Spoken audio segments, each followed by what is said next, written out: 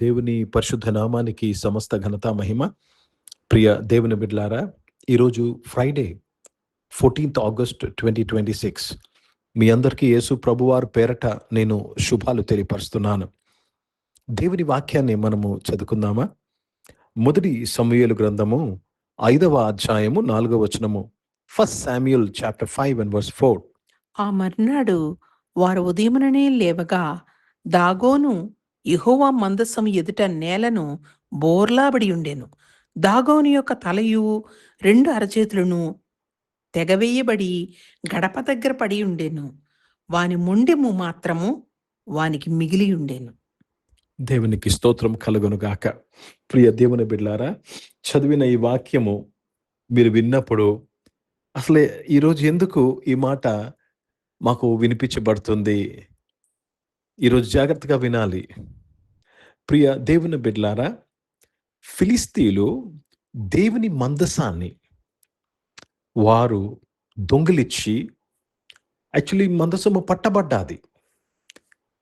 Hophni Phinehas సమయంలో, ఏలి కుమారుల సమయంలో మందసము పట్టబడ్డాది, చెరపట్టబడ్డాది. ఎందుకంటే వీరి యొక్క తప్పు, వీరి యొక్క పాపము, వీరి యొక్క అవిధేయత. ఆ మందసాన్ని వారు తీసుకువెళ్ళి ఏం చేశారంటే, మందసం యొక్క పవర్ వారికి తెలుసు, వారికి కూడా తెలుసు.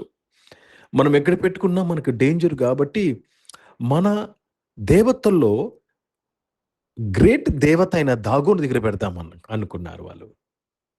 దాగోను వారి దేవతలన్నిట్లో టాప్ పొజిషన్, పెద్దది.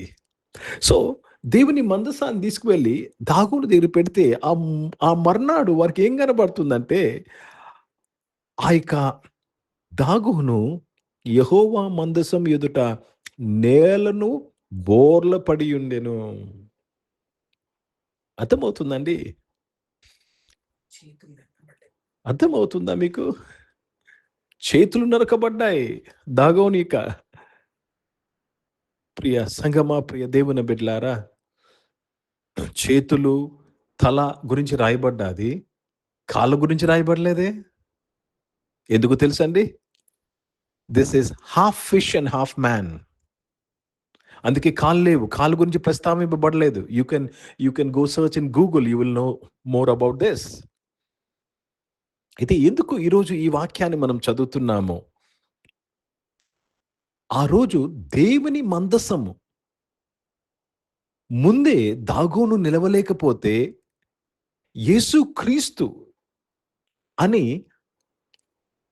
రక్షకుడు, యేసుక్రీస్తు అనే నిజము, మందసము ఒక ఛాయ మాత్రమే.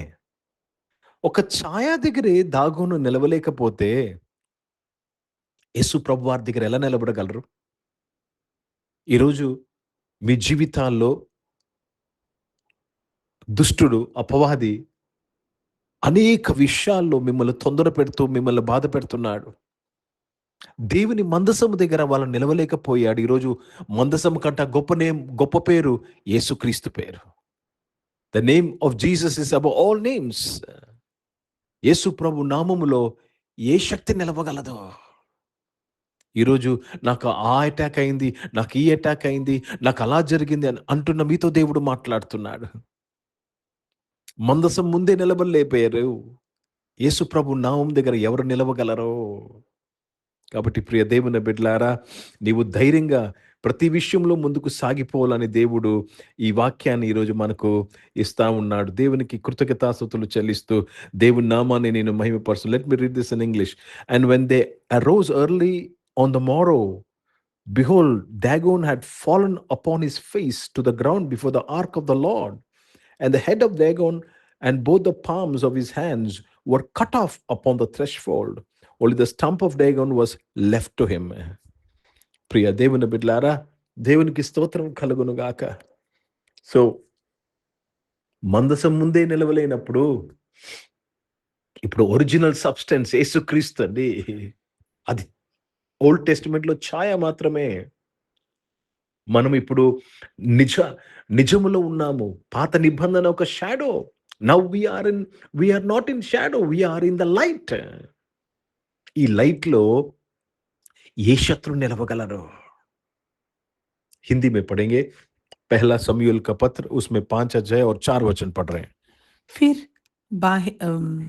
बिहान को जब वे तड़के उठे, तब क्या देखा कि दागोन यहोवा के संदूक के सामने आंधे मुंह भूमि पर गिर पड़ा है, और दागोन का सिर और दोनों हाथियों डेवड़ी पर खटी हुई पड़ी है।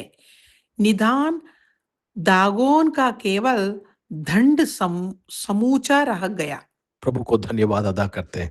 क्या कहना चाहते हैं? शत्रु परमेश्वर के संदूक के सामने खड़ा न हो पाया, यीशु मसीह के सामने क्या खड़ा हो जाएगा? కాబట్టి ప్రియ దేవుని బిడ్డలారా, యేసు ప్రభు నామము అన్ని నామముల కన్నా పై నామం. ఇదొక్కటి నువ్వు గుర్తిస్తే ఈరోజు చాలు. గుర్తిస్తే చాలు. ప్రియ దేవుని బిడ్డలారా, నీకు విరోధంగా పనిచేస్తున్న ప్రతి క్రియ, ప్రతి ఆలోచన బోర్ల పడవలసిందే. వారి చేతులు, వారి క్రియ, వారి ఆలోచన తెగిపోవలసిందే.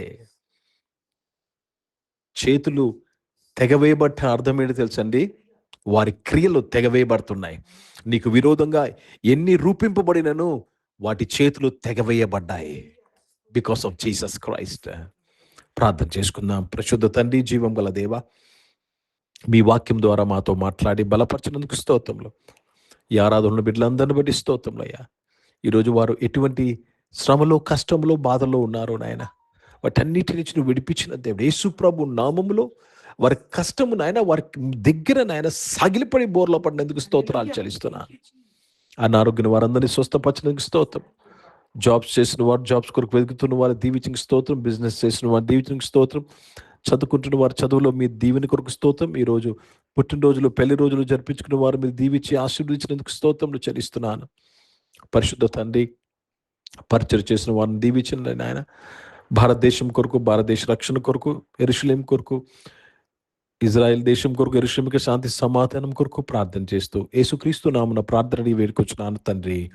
ఆమేన్. పరలోకమందున్న మా తండ్రి, మీ నామం పరిశుద్ధపరచబడును గాక, మీ రాజ్యము వచ్చును గాక, మీ చిత్తం పరలోకమందు నెరవేర్చబడుతున్నట్లు భూమి మీద నెరవేర్చబడును గాక. మాకు కావాల్సిన ఆహారం మాకు దయచేయం. మా ఇలా ప్రార్థన చేసిన వారిని మేము క్షమించిన ప్రకారం మా అపరాధాలు క్షమించము. మమ్మల్ని శోధనలు తెగ కీని తప్పించము. ఎందుకంటే రాజ్యము, శక్తి, మహిమ నిరంతరం నీవై ఉన్నావు తండ్రి. ఆమేన్. ఇప్పుడు మన పరమ తండ్రి దేవుని ప్రేమ, ప్రభువైన యేసుక్రీస్తు వారి కృప, పరిశుద్ధాత్మిక అన్యోన్య సహవాసం, ఈ ఆరాధనలో పాల్గొన్న ప్రతి ఒక్కరితో, ప్రార్థన చేయబడిన అంశములతో, సంఘముతో ఇప్పుడు ఎల్లప్పుడూ సదా తోడై ఉండును గాక. ఆమేన్. దేవునికి స్తోత్రం. అందరికీ వందనాలండి. God bless you and praise the lord.